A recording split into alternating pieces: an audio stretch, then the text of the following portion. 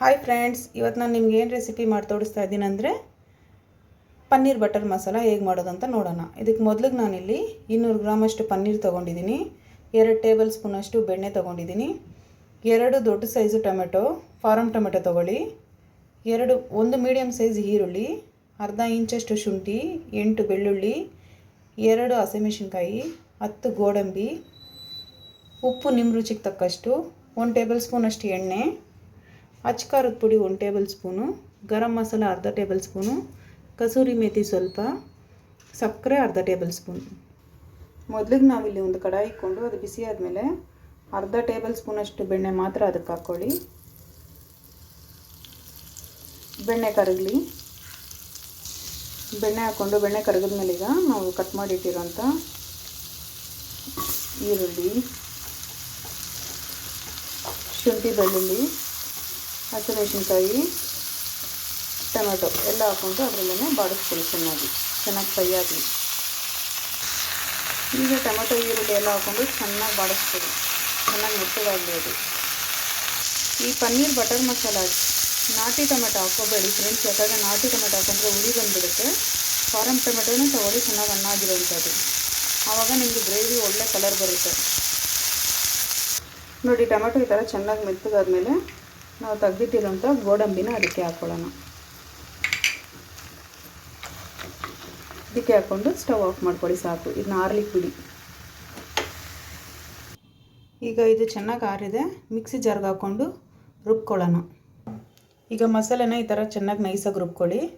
ಮತ್ತು ಇನ್ನೊಂದು ಕಡೆ ಇನ್ನೊಂದು ಬಾಣಲಿ ಇಟ್ಕೊಂಡು ಅದಕ್ಕೆ 1 ಟೇಬಲ್ ಸ್ಪೂನ್ ಬಟರ್ ಹಾಕ್ಕೊಳ್ಳಿ. ಮತ್ತು ನಾವು ತೆಗೆದಿಟ್ಟಿರೋಂಥ 1 ಟೇಬಲ್ ಸ್ಪೂನ್ ಎಣ್ಣೆನೂ ಹಾಕ್ಕೊಳ್ಳಿ. ಬೆಣ್ಣೆ ಚೆನ್ನಾಗಿ ಮೆಲ್ಟ್ ಆದಮೇಲೆ ಕಸೂರಿ ಮೇಥಿ ಅದಕ್ಕೆ ಹಾಕ್ಕೊಳ್ಳಿ.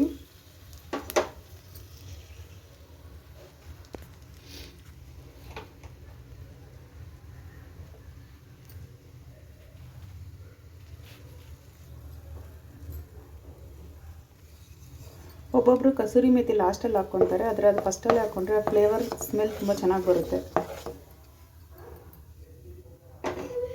ನನಗೆ ಈಗ ಹಾಕ್ಕೊಂಡ್ರೇ ಇಷ್ಟ, ಚೆನ್ನಾಗಿರುತ್ತೆ.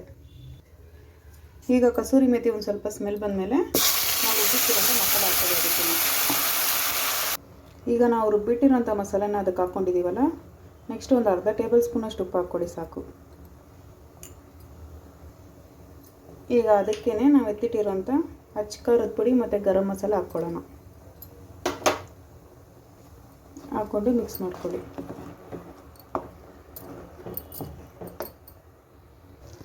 ನೋಡಿ, ಚೆನ್ನಾಗಿ ಥರ ಕುದಿ ಬರ್ಬೇಕಾದ್ರೆ ನಾವು ತೆಗೆದಿಟ್ಟಿರೋಂಥ ಸಕ್ಕರೆ ಅದಕ್ಕೆ ಹಾಕ್ಕೊಳ್ಳಿ. ಸಕ್ಕರೆ ಹಾಕ್ಕೊಂಡು ಒಂದು 2 ನಿಮಿಷ ಬಿಸಿ ಆಗೋದಕ್ಕೆ ಬಿಡಿ. ಈಗ ನಾವು ಕಟ್ ಮಾಡಿಟ್ಟಿರೋಂಥ ಪನ್ನೀರ್ ಹಾಕ್ಕೊಳ್ಳೋಣ.